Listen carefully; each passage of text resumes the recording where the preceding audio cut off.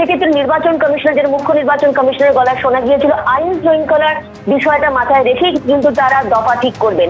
আইন শৃঙ্খলার বিষয়টা বলে রাখি যে কালকে আমরা দেখেছি যখন প্রধানমন্ত্রী মোদীর মানে সভার ক্ষেত্রে, সেক্ষেত্রে গিরিশ পার্কে যে ধরনের ঘটনা ঘটেছে, তারপরে কিন্তু আইন শৃঙ্খলা নিয়ে অবশ্যই নির্বাচন কমিশনের মধ্যে একটা উদ্বেগ দেখা দিয়েছিল এবং সমস্ত রিপোর্টও চাওয়া হয়েছিল।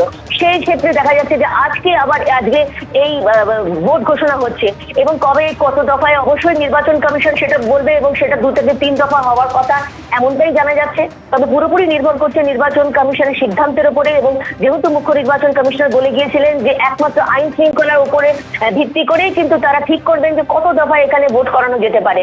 এবং সেক্ষেত্রে সব থেকে বড় প্রশ্ন যে 7 লক্ষ যে 6,000 যেটা নিষ্পত্তি হতে হতে এখনো পর্যন্ত 15 লক্ষতে দাঁড়িয়েছে, আর কিছুটা হয়তো বেড়েছে, সেটা কমিশন জানাবে।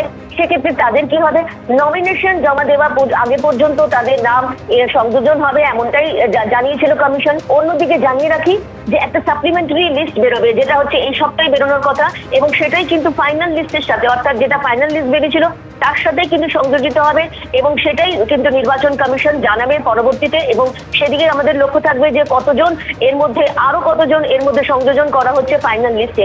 তবে এটা ঠিক, ভোট ঘোষণা হতে চলেছে, আজকেই ভোট ঘোষণা হতে চলেছে এবং সমস্ত জল্পনার অবসান, এবং বিকেল 4টের সময় এই ভোট ঘোষণা হবে। কত দফায় হবে তখনই জানা যাবে। তবে এটা ঠিক আইন শৃঙ্খলার উপর নির্ভর করে, ভিত্তি করেই কিন্তু নির্বাচন কমিশন ঠিক করবে এই রাজ্যে কত দফায় ভোট করানো সম্ভব হবে। এর আগে আমরা দেখেছিলাম যে বেশি দফায় ভোট হয়েছিল। কোনোভাবে যদি বেশি দফায় ভোট হয় বা সেক্ষেত্রে বোঝা যাবে যে নির্বাচন কমিশন মনে করছে না যে এখানে আইন শৃঙ্খলা পরিস্থিতি সেরকমটা রয়েছে। কারণ কালকে যে আইন শৃঙ্খলা পরিস্থিতি একেবারে অবনতির দিকে, অর্থাৎ গিরিশ পার্কে যে ঘটনা ঘটেছে তার পরিপ্রেক্ষিতে কিন্তু ইতিমধ্যেই কমিশনের তরফ থেকে পুলিশ কমিশনের কাছে রিপোর্ট চাওয়া হয়েছে। একদম নির্বাচন যেখানে নির্ঘণ্ট প্রকাশ পাচ্ছে, তার আগের দিনে এই ঘটনা, এখনো কিন্তু 480 কোম্পানি কেন্দ্রীয় বাহিনী রয়েছে। সেক্ষেত্রে কিন্তু আরো কোম্পানি কেন্দ্রীয় বাহিনী আসবে। সেক্ষেত্রে সমস্ত আইন শৃঙ্খলা বিষয় মাথায় রেখে এবং সবকিছু বিবেচনা করেই কিন্তু আজকে ভোট ঘোষণা হতে চলেছে, এবং মুখ্য নির্বাচন কমিশনার জ্ঞানেশ কুমার সেই ভোট ঘোষণা করবেন। কত দফায় ভোট হবে তখনই জানা যাবে, আর কিছুক্ষণের অপেক্ষা। একদমই রুমা, তুমি আমাদের সঙ্গে থাকো। একেবারে আর কিছুক্ষণের অপেক্ষা। আজ বিকেল 4টে বিজ্ঞান ভবনে সাংবাদিক বৈঠক রয়েছে নির্বাচন কমিশনের। পশ্চিমবঙ্গ সহ 5টি রাজ্যে সেখানে ভোট ঘোষণা করতে চলেছে নির্বাচন কমিশন। আপনারা জানেন গত 8ই মার্চ কলকাতা এসেছিল কমিশনের ফুল বেঞ্চ। মুখ্য নির্বাচন কমিশনার জ্ঞানেশ কুমার এসেছিলেন। পুলিশ প্রশাসনের আধিকারিকদের সঙ্গে দফায় দফায় বৈঠক করেছিল নির্বাচন কমিশন।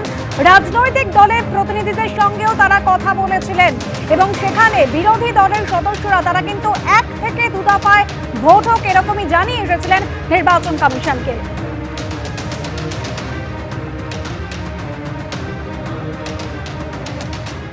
আমাদের মারতে পারে।